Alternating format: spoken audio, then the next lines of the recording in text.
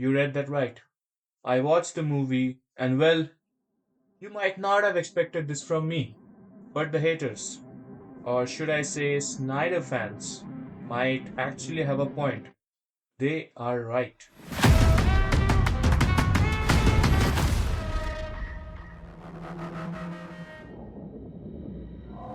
It's been a week since the release of Superman.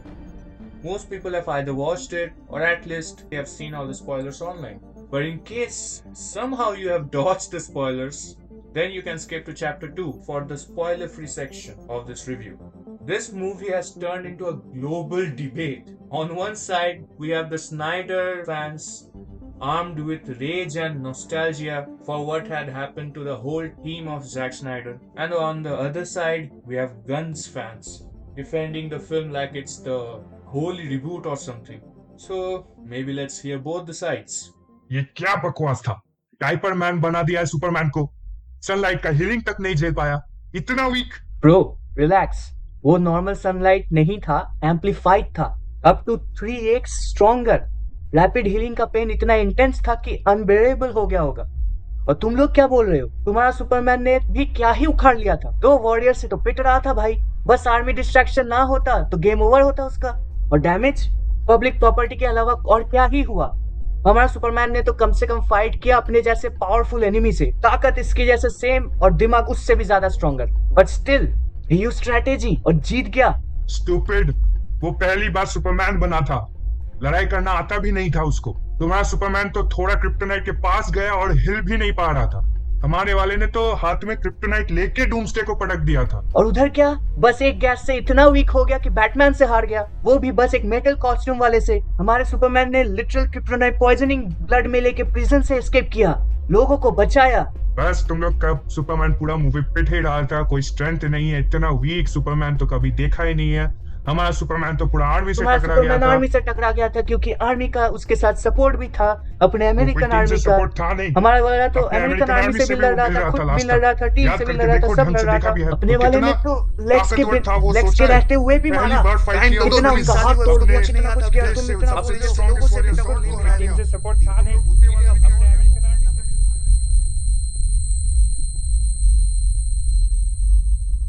Zack Snyder or James Gunn? Which one do you support? My reply, honestly, why not both? Both have their strengths, both have their flaws. While one is dark, grounded, almost mythic version, the other feels ripped straight out of the comics. Instead of arguing, why not just embrace both of them? Respect the past, welcome the future. Yes, the haters are right. This Superman, maybe not as strong yet, wears a slightly goofy suit, cracks too many jokes, and no, he's not Henry Cavill. But why compare? Even Henry का Superman मेरा खुद का childhood था। बचपन में देखा था, पहला सुपरमैन मेरे लिए वही था, एंड आई लव्ड हिम। बहुत रिफ्रेशिंग था उस वो वाला सुपरमैन, क्योंकि उससे पहले मैंने क्रिस्टोफर रीव का देखा था। But I also love David's Superman. He doesn't need to be that old version. ये उसका खुद का take है, his own journey, and both made me feel what Superman is meant to be. That is hope. No matter the odds, no matter the pain, hope shines brightest when everything else is dark. While one version is a god, nearly untouchable, the other is vulnerable, still growing. But both are two sides of the same coin.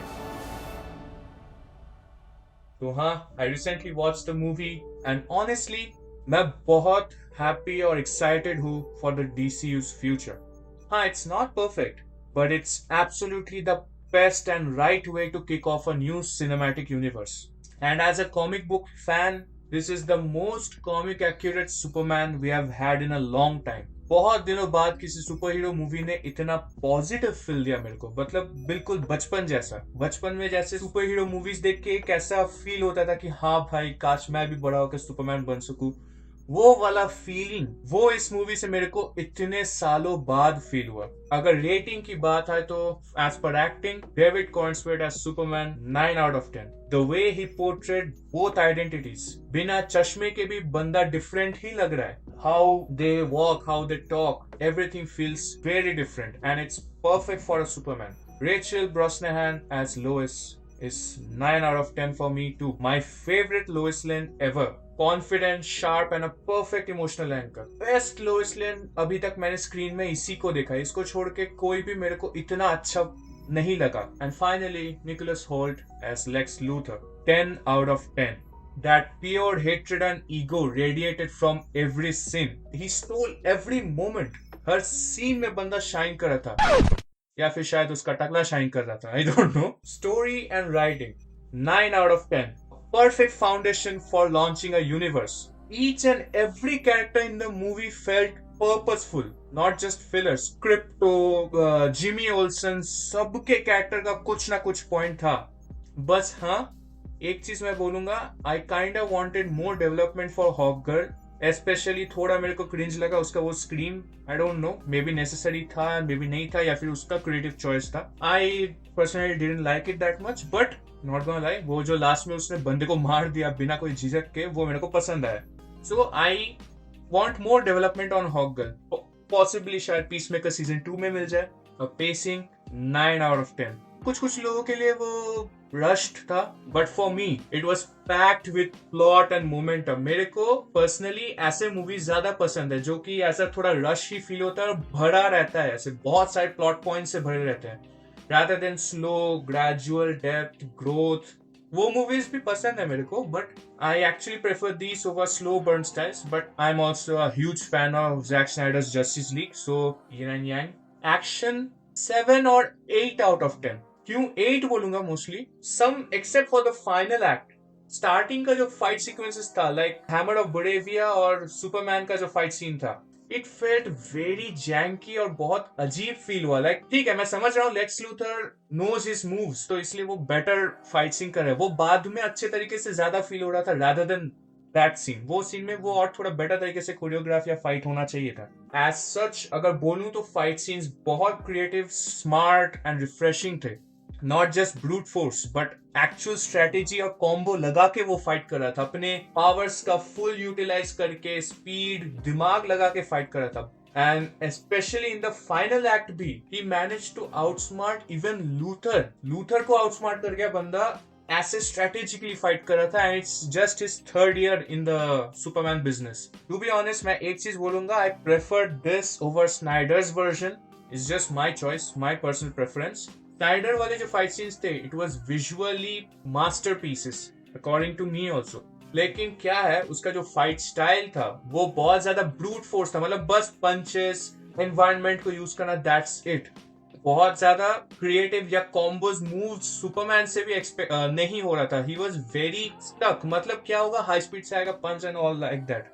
But in this one Superman actually बहुत combos use कर रहा था, अपने flight को creatively use किया था, अपने style में बहुत ज्यादा वर्सेटाइलिटी लाया था, और स्पेशली उसका बहुत फ्लेक्सिबल फील हो रहा था स्नाइडर वाले से भी मेरे को। तो विजुअल्स 8 आउट ऑफ 10। विजुअली ये मूवी मेरे को सिनेमाटोग्राफी एंड कैमरा वर्क बहुत अच्छा लगा। बहुत सारे सीन्स बहुत क्रिएटिवली था जो मेरे को देखने में मजा आ रहा था थिएटर्स में। बट CGI 7 आउट ऑफ 10, या फिर मे बी कुछ सीन्स में तो 6 आउट ऑफ 10 बोलूंगा मैं। At times it felt a bit cartoony, especially man of steel या फिर ऐसे सुपरमैन मूवीज देखने के बाद। या तो चलो छोड़ो स्नाइडर को, छोड़ो गन का ही जो guardians of the Galaxy volume 1 है, या फिर मे बी वॉल्यूम 3 ऑल्सो, कुछ सीन्स, वो सब देखने के बाद CGI वर्क के हिसाब से सुपरमैन थोड़ा वीक फील हुआ मेरे को। Like kaiju was definitely better than what we saw in the teaser, but और थोड़ा बेटर हो सकता था। एंड बेबी जोई था उसका नाम शायद, वो भी थोड़ा और बेटर CG हो सकता था अकॉर्डिंग टू मी। उसको छोड़ के बाकी सारे CG stuff is still decent. अब music 8 out of 10, perfectly hit the right emotional beats, but there is one thing that I have a complaint. Well देखो, use of the nostalgic Superman theme was a great choice, जिस वजह से हम लोग और relate कर पाए थे वो नॉस्टैल्जिया, वो होपफुलनेस, वो जो हमारे दिमाग में एक सुपरमैन का इमेज है हेनरी कैविल को छोड़ के, एक्चुअल इमेज जो कॉमिक्स पढ़ के या फिर क्रिस्टोफर रीव, ब्रैंडन राउथ, इनका सुपरमैन देख के जो एक इमेज है सुपरमैन का, इवन टाइलर का सुपरमैन, वो जो इमेज था वो इसी थीम से जाता है, इसलिए वो वाला इमेज इस पे भी हमें दिखने लगा when that theme played. But the thing is वो नॉस्टैल्जिक प्ले हो गया, which kind of felt like a safe play for me. वो सेफ प्ले नहीं था but felt like one. But I wish they had given this Superman his own original theme. उसका एक खुद का आइडेंटिटी होना चाहिए था। That's what man of steel need, a soundscape that became it's identity. इसी वजह से हेनरी कैविल का Superman accept for the other characteristics इतना डिफरेंट फील होता है देन द अदर्स। उसके थीम में भी होप फील होता है, उसके थीम में भी सुपरमैन का वाइब आता है। मेरे को लग रहा था बस ट्रेलर्स में शायद वो थीम यूज हो रहा है, एक्चुअली में उसका शायद फ्रेश थीम देंगे, something like Spiderman does. Trailer में वो iconic Spiderman theme, but actual movie में अलग थीम होता है। ठीक है, I am not complaining, but I kind of wanted David to have his own identity through a new fresh soundtrack.